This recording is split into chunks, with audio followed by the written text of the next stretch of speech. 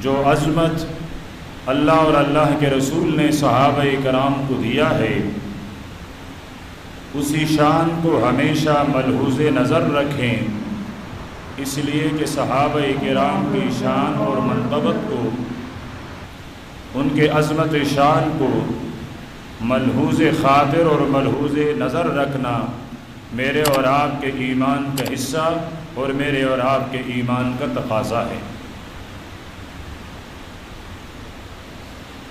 صحابہ کرام رضوان اللہ علیہم اجمعین کی شان کیا ہے؟ میں مکرراً عرض کر رہا ہوں کہ صحابی اس ہستی کو کہا جاتا ہے ایمان کی حالت میں جس مبارک نفوس نے سرور دو عالم صلی اللہ علیہ وسلم کے چہرے انور کی زیارت کی ہے، آپ کی صحبت پائی ہے، آپ کے مجلس میں شریک ہوئے ہیں، خواہ وہ ایک ساتھ کے لیے ہو، وہ صحابی کہلاتا ہے۔ صحابہ کرام کی شان کے لیے یہی فضیلت اور اتنی بات بھی کافی ہے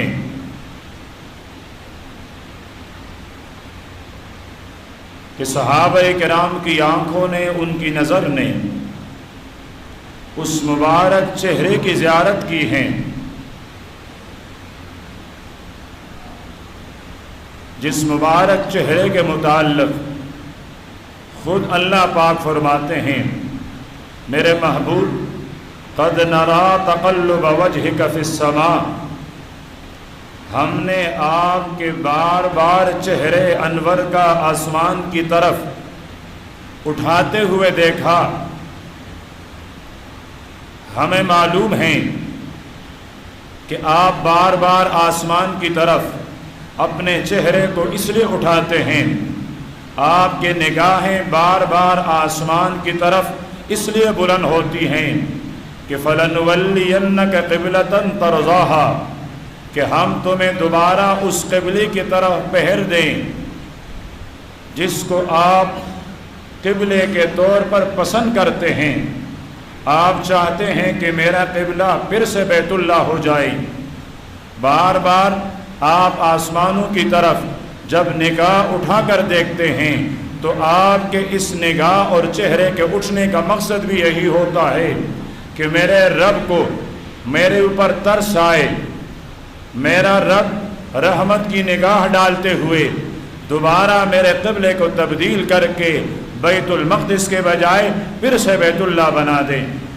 فرمائے محبوبم، ہم نے آپ کے اس چہرے کی لاج رکھی، دوبارہ بار بار آسمان کی طرف دیکھنے کی لاج رکھتے ہوئے ہم نے تمہیں حکم دیا فَوَلِّ وَجْهَكَ شَطْرَ الْمَسْجِدِ الْحَرَامِ، کہ اپنے چہرے کو اب قیامت کے صبح تک ہمیشہ ہمیشہ کے لیے اب مسجد حرام اور قبلے کی طرف پہر لیں۔ وہ جس چہرے کی وجہ سے میرے رب قبلے تبدیل کیا کرتا تھا، صحابہ کرام کو یہ اعزاز حاصل ہے کہ انہوں نے اس چہرے کی زیارت کی ہے، انہوں نے اس چہرے کی دیدار کی ہے۔ میرے صحابہ کے لیے اگر قرآن پاک کی کوئی ایک آیت بھی نہ اترتی، میرے پیغمبر اپنے صحابہ کے فضیلت کے متعلق کوئی ایک جملہ بھی ارشاد نہ فرماتا، پھر بھی میرے صحابہ کے لیے یہ بات سب سے زیادہ عظمت والی ہوتی کہ انہوں نے میرے محبوب کے چہرے انور کی زیارت کی ہے۔ کون سا چہرہ؟ مدینہ منورہ میں یہودیوں کے 12 علماء ہیں۔ اللہ کے نبی نے فرمایا اگر یہ 12 یہودی میرے نبوت کو تسلیم کر لیں، میرے رسالت پر ایمان لے آئے، میں آمنہ کا لال قسم اٹھا کر کہتا ہوں کہ قیامت کے صبح تک دنیا سے یہودیت ختم ہو جائے گی۔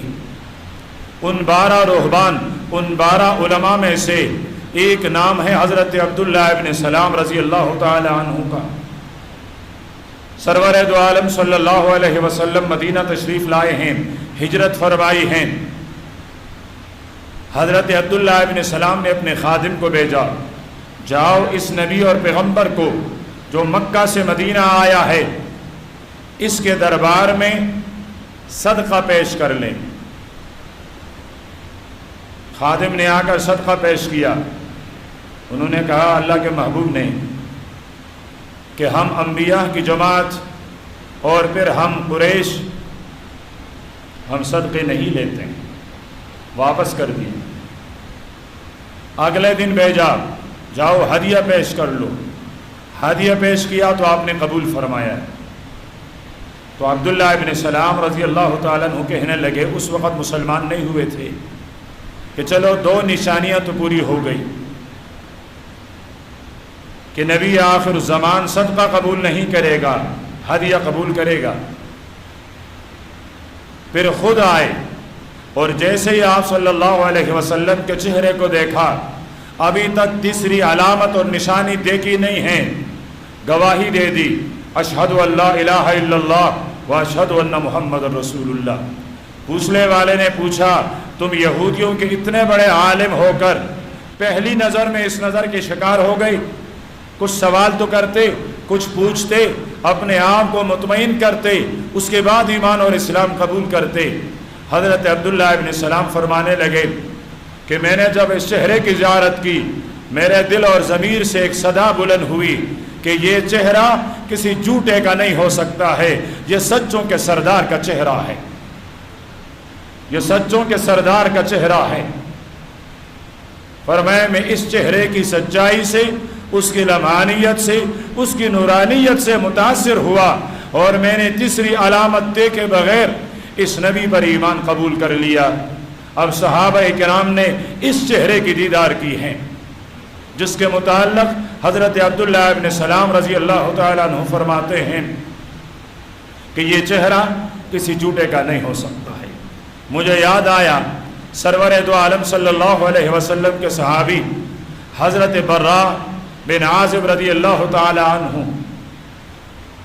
چاندنی رات ہے، سرور دو عالم صلی اللہ علیہ وسلم صحن میں تشریف فرما ہیں۔ یہ صحابی کبھی آسمان کی طرف دیکھتا ہے، کبھی حضور کے چہرے انور کی طرف دیکھتا ہے۔ جب بار بار اس کا آسمان اور آپ کے چہرے کی طرف دیکھنا آپ نے محسوس کیا تو فرمایا میرے صحابی کیا کرتے ہو؟ کبھی آسمان کی طرف کبھی میرے طرف، کس چیز کا موازنہ ہو رہا ہے؟ کیا تول رہے ہو؟ کس چیز کا موازنہ کر رہے ہو؟ عرض کرنے لگے آقا آسمان پر چاند چمک رہی ہے، میں ایک نظر اس چاند پر ڈالتا ہوں، پھر میرے دل سے آواز آتی ہے آسمان کتنا خوبصورت ہے کہ اس کو چاند جیسی خوبصورت چمکنے والی کوئی چیز اسے ملی ہے، یہ کتنی خوبصورت ہے۔ پھر اس کے بعد دوبارہ میں آپ کے چہرے کی طرف نظر اٹھاتا ہوں تو پھر میرا ضمیر کہتا ہے نہیں نہیں، آسمان والی چاند اتنی خوبصورت نہیں ہے، ہم زیادہ خوش قسمت ہیں کہ اللہ پاک نے ہمارے لیے فرش پر چاند اتارا ہے۔ فرمائے پھر تیرے دل اور ضمیر نے فیصلہ کیا کیا؟ تو عرض کرنے لگے اللہ کے محبوب بار بار دیکھا، ہر دفعہ دیکھا، لیکن ہر دفعہ دیکھنے کے بعد اب میرے ضمیر کی آواز یہ ہے، میرے ایمان کا فیصلہ یہ ہے کہ وہ آسمان کا چاند اتنا خوبصورت نہیں ہے جس طرح میرے مدنی آقا کا چہرہ اتنا خوبصورت ہے، یہ اتنا حسین ہے کہ وہ اتنا حسین نہیں، یہ میرے ضمیر میرے ایمان کا فیصلہ ہے۔ تو صحابہ کرام کی فضیلت کے لیے تو اتنی بات کافی ہے کہ انہوں نے سرور دو عالم صلی اللہ علیہ وسلم کے چہرے انور کی زیارت اور دیدار کی ہے۔ انسان تو انسان، میرے اور آپ کے محبوب پیغمبر راستے پر چل رہے ہیں، دیکھا ایک اونٹ، اور ایک روایت کے متعلق اللہ کے رسول صلی اللہ علیہ وسلم نے فرمایا کوئی گائے اس نے آ کر شکایت کی ہے کہ میرا مالک مجھے چارہ کم کھلاتا ہے لیکن مجھ سے کام زیادہ لیتا ہے۔ آپ صلی اللہ علیہ وسلم نے اس کے مالک کو بلا کر ارشاد فرمایا کہ تم اپنے سواری کو، اپنے جانور کو چارہ مکمل کھلایا کرو۔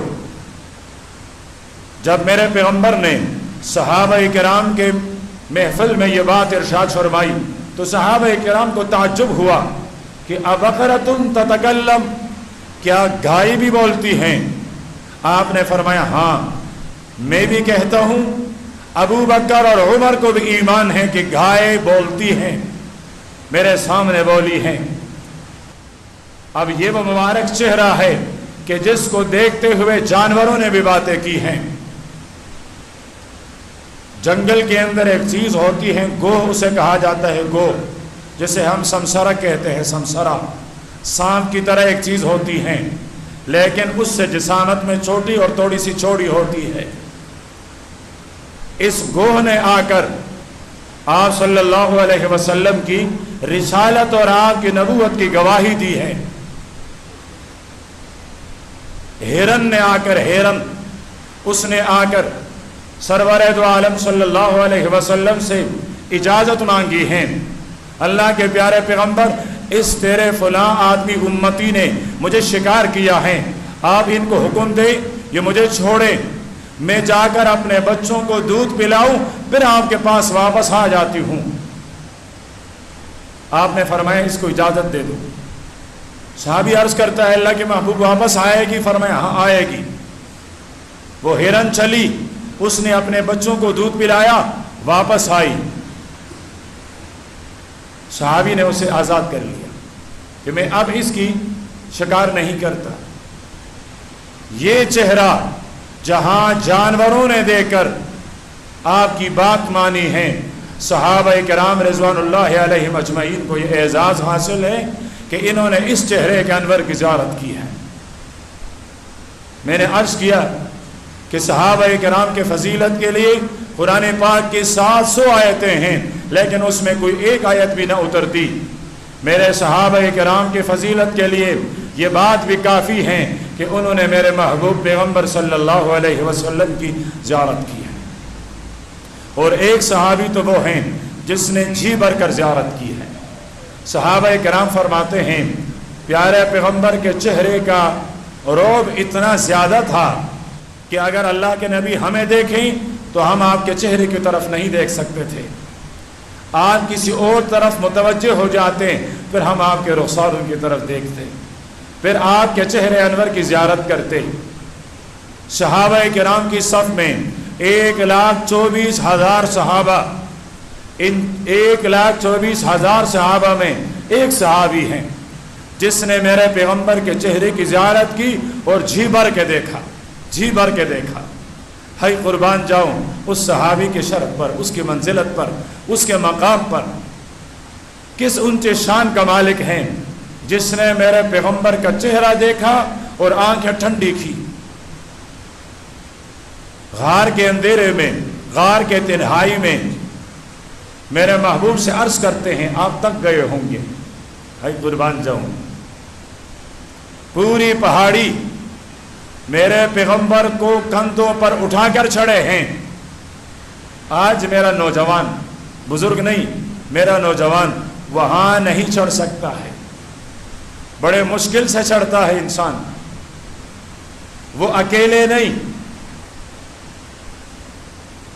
52 سال کے بوڑھے کو اپنے کندھوں پہ اٹھا کر پوری پہاڑی چڑھا ہے، اور چڑھنے کے بعد یہ نہیں فرمایا کہ محبوب تھوڑا سا مجھے آرام تو کرنے دو، سانس تو لینے دو، پسینہ تو خشک ہونے دو، نہیں، غار کو صاف کیا ہے، عرض کرنے لگتے ہیں میرے آقا اب تک گئے ہیں، رات میں چلے ہیں آپ میرے گود میں سر رکھ کر آرام کیجیے۔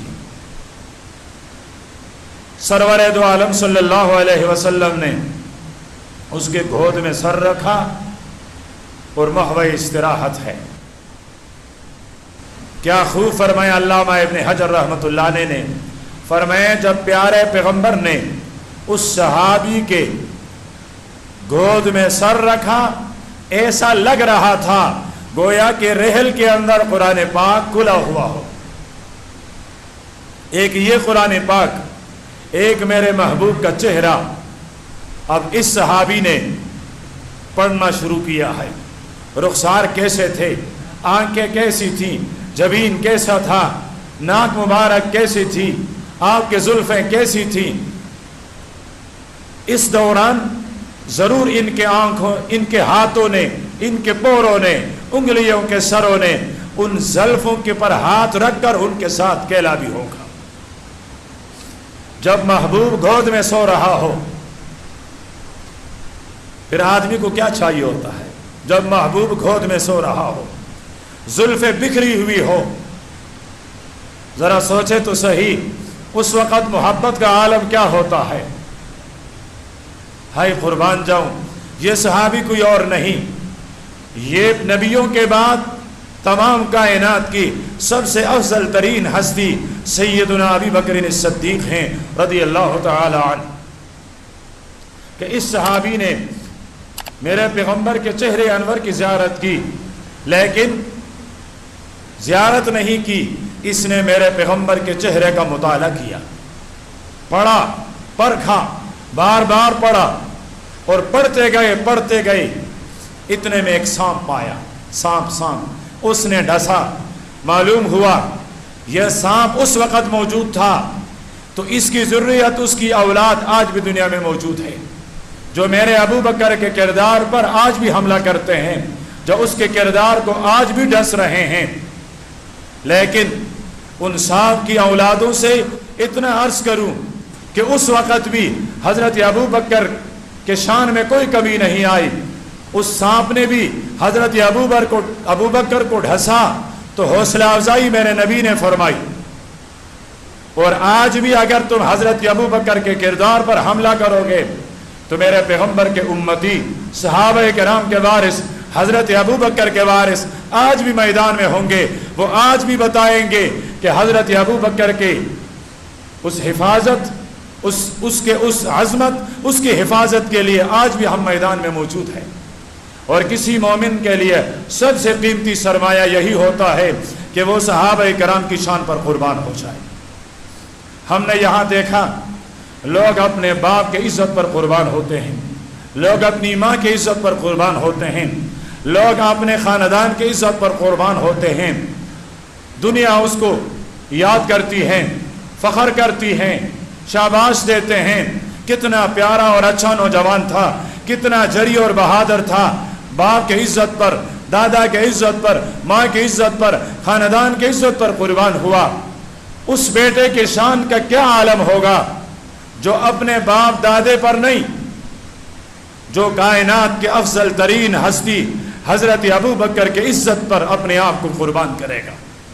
اور اس کے لیے ہر مسلمان تیار ہیں، ہر مسلمان اس کے ایمان کا تقاضا ہے۔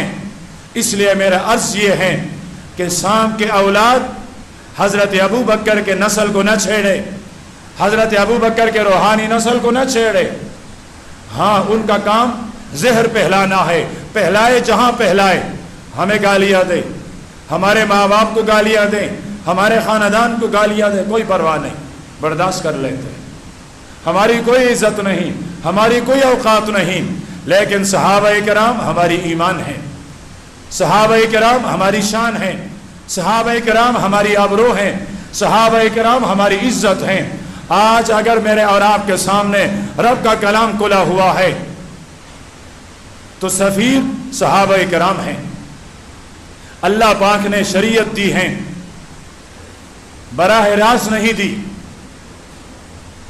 کوئی بھی حکم اللہ پاک نے براہ راست مجھے اور آپ تک نہیں دیا، کسی بھی امت کو عطا نہیں کیا، بلکہ ہر امت کو دین ملا ہے اس پیغمبر کے واسطے سے۔ وہ پیغمبر میرا رب کا قاصد ہوتا ہے، وہ پیغمبر میرے رب کا سفیر ہوتا ہے، وہ پیغمبر میرا رب کا پیغام لانے والا ہوتا ہے۔ پھر ہم نے اپنے نبی کو براہ راست نہیں دیکھا، ہم نے پیارے پیغمبر کی نماز نہیں دیکھی، ہم نے پیارے پیغمبر کے روزے نہیں دیکھے، ہم نے پیارے پیغمبر کے جہاد نہیں دیکھے، ہم نے پیارے پیغمبر کے رکوع اور سجدے نہیں دیکھے، ہم نے پیارے پیغمبر پر 6000 سے زائد قرآن پاک کے آیتوں کا نزول نہیں دیکھا، یہ تمام چیزیں ہمیں بتائی ہیں تو صحابہ کرام نے۔ اب امت کے لیے سفیر قاصد وہ صحابہ کرام ہیں۔ اگر کوئی انسان یہ دعویٰ کرے میں مومن ہوں اور وہ اللہ کے انبیاء کا انکار کریں تو کیسا مومن ہوگا؟ بن سکتا ہے وہ مومن؟ اس لیے کہ اللہ پاک نے براہ راست کوئی حکم نہیں دیا، حکم دیا تو نبی کے واسطے سے دیا ہے۔ نبی مانو گے تو اللہ پر ایمان ہوگا، نبی نہیں مانو گے تو اللہ پر بھی ایمان نہیں ہوگا۔ اب کوئی آدمی یہ کہیں مجھے اپنے پیغمبر سے محبت ہے، مجھے اپنے پیغمبر پر ایمان ہے، لیکن میں اصحاب پیغمبر کو نہیں مانتا، میں اصحاب پیغمبر پر تبرہ کروں گا، میں اصحاب پیغمبر کے شان میں گالی نہیں، گالی تو بڑی بات ہے، کوئی نازیبا کوئی نامناسب جملہ کہوں گا، اب صحابہ کرام کو درمیان سے ہٹائیں، کیا مجھے اور آپ امت کے پاس دین محفوظ بچا گیا ہے؟ دین کا کوئی حصہ رہ گیا ہے؟ اس پورے دین کے قاصد، اس پورے دین کے سفیر تو صحابہ کرام ہیں رضوان اللہ علیہم اجمعین۔ اگر میں صحابہ کرام کو درمیان سے ہٹا لیتا ہوں، مجھ سے تو میری پیغمبر کی رسالت بھی چلی گئی، مجھ سے تو میرے پیغمبر کی نبوت بھی چلی گئی، مجھ سے تو سارا دین چلا گیا، اب میں دین کے کس کس بات پر عمل کروں گا؟ میرے پاس تو اس دین کے گواہ بھی موجود نہیں ہیں۔ تو میرے پیغمبر کے صحابہ میرے رب کے دین کے گواہ ہیں، اس لیے میں نے عرض کیا کہ صحابہ میرا ایمان ہے، صحابہ میری ایمان ہے، صحابہ ہماری آبرو ہیں، صحابہ کرام ہماری عزت ہیں۔ اور میں یہ بات ہر مسلمان، ہر نوجوان، ہر بوڑھے کے ذہن میں بٹھانا چاہتا ہوں کہ کائنات میں سب سے افضل ترین ہستی، اعلیٰ ترین ہستی وہ اللہ پاک کی ذات ہے۔ ساری دنیا مل جائیں، رب کی ربوبیت، خدا کی خدائی، رب کی الوہیت تک ایک ذرہ بھی نہیں پہنچ سکتے۔ انبیاء بھی ملے، اتقیاء بھی ملے، صحابہ بھی ملے، جتنے دیندار لوگ ہیں سب مل جائیں، لیکن ان سب ملنے سے اللہ پاک کی خدائی ایک ذرے تک بھی نہیں پہنچ سکتے۔